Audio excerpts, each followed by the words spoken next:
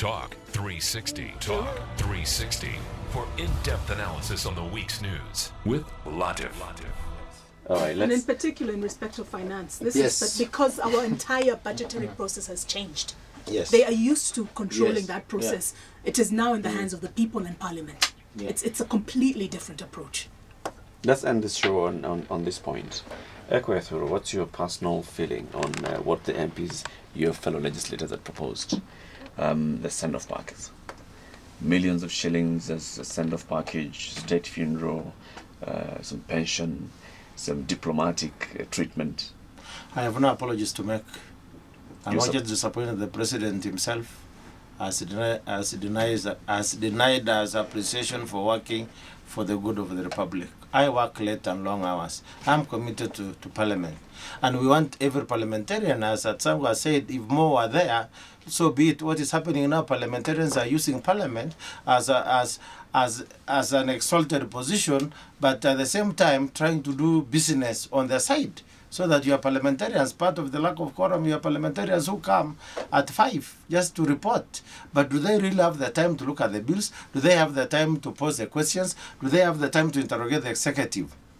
If we give the parliamentarians better terms, they will do better job for you than ever before. And we can even tell you from that is time Parliament. For the sitting member of Parliament. Why do you want to be given millions when you're going home? Why do you want to be given a state funeral? Because I'm a state officer. I've worked for the Republic. Why do you want to get a lifetime diplomatic passport? Why would you want to give to a cabinet minister who has just been appointed like me?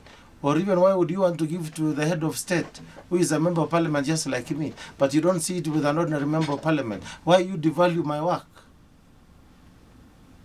Atsango. I actually have a problem with both bills. I think the president should...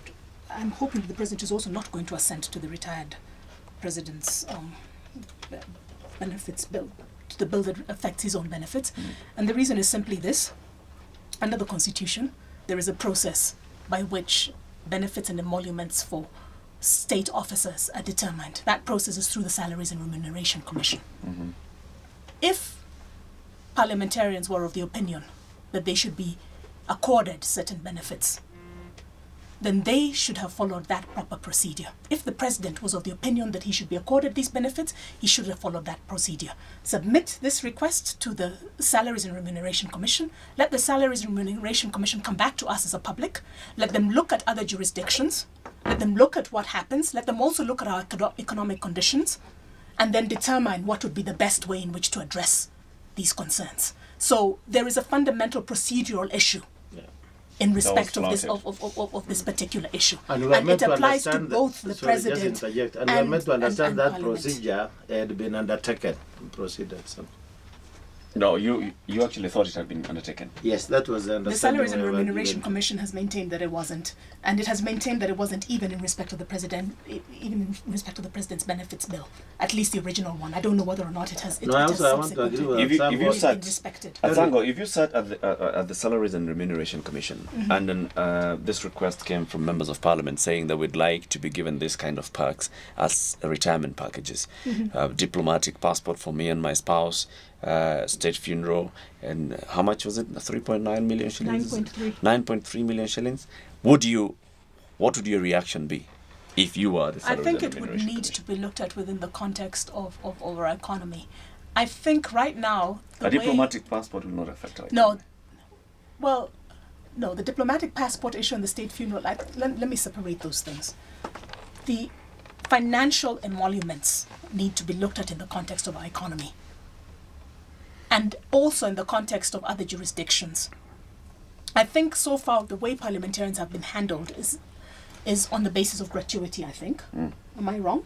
Yeah, and gratuity for people who, in the public sector, normally it's about 31%. Yeah. So parliamentarians need to persuade the public that there's a reason for them to be treated differently from other public officers.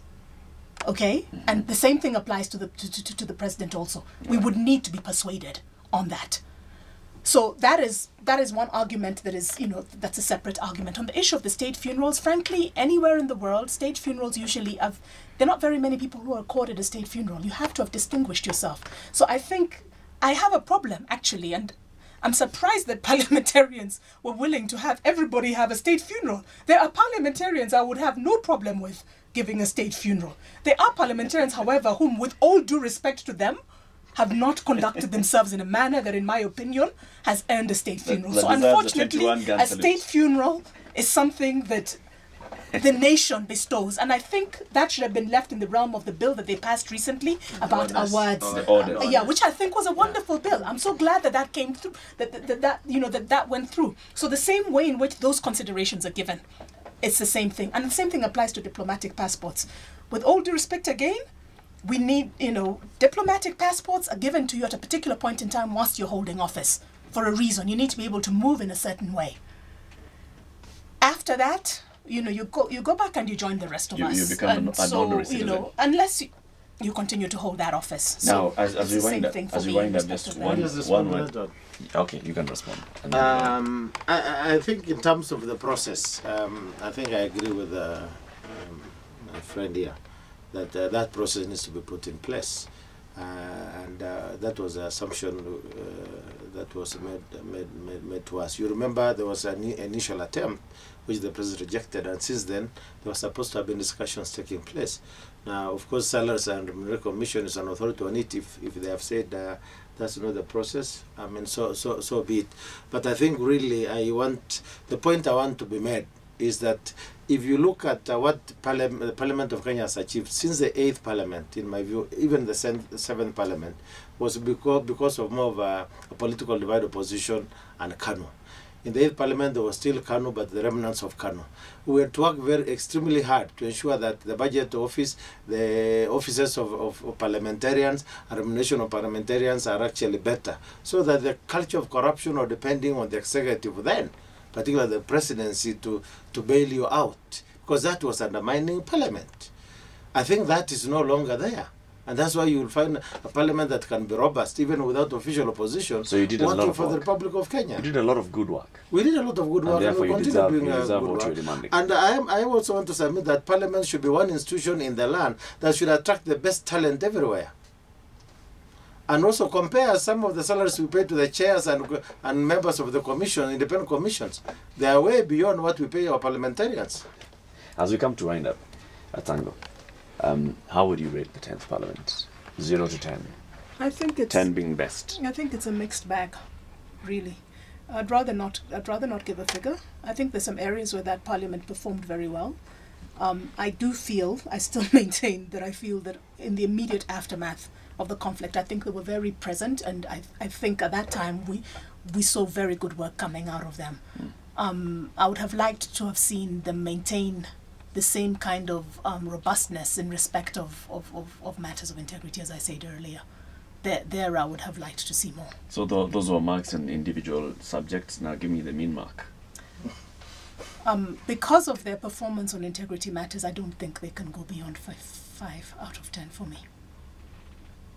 Self-ranking? Yes, 10 out of 10 on this account. Right. This is a parliament that has seen the constitution not only promulgated but implemented.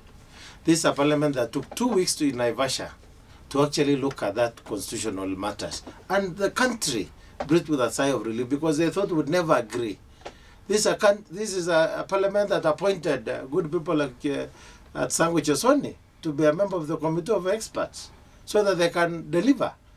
So this is a parliament that has actually given a farewell party to a retiring head of state. I mean, we are trying to make institutions work. We are trying to appreciate people and put an orderly way in which business must be done. This is a parliament where the speaker has gone out of his way to create a media center within parliament where you can report and file your stories. It has never happened before. How can it be a mixed bag? This is 10 out of 10. 10 out of 10. What do you want to become in the next government, Ekwe, Ethuro? Are you seeking re-election in Turkana Yes, Central? I am not seeking re-election. I am actually looking for a fresh election as a senator of Turkana County. We wish you all the best on that. Thank and you. we hope to host you here well, in the next In the about next 2 weeks, 2 months. about 60 days, we hope to host you here as a senator, as the first senator of Turkana Correct. County, The oil-rich county. the oil-rich county. Yes. Which I And- hope the benefits will go to the good people of Turkana. That's why I'm going for the Senate. Yeah. God bless her. I'm praying that for a change it won't be a curse. Yeah. And thank you very much, Atsango Chesoni, for coming. And we hope that you will keep your good job at the Kenya Human Rights Commission, advocating the rights of the people of Turkana and the rest of the country who deserve to have all their rights respected. Thank you. And Thank you very thank you. much for this opportunity.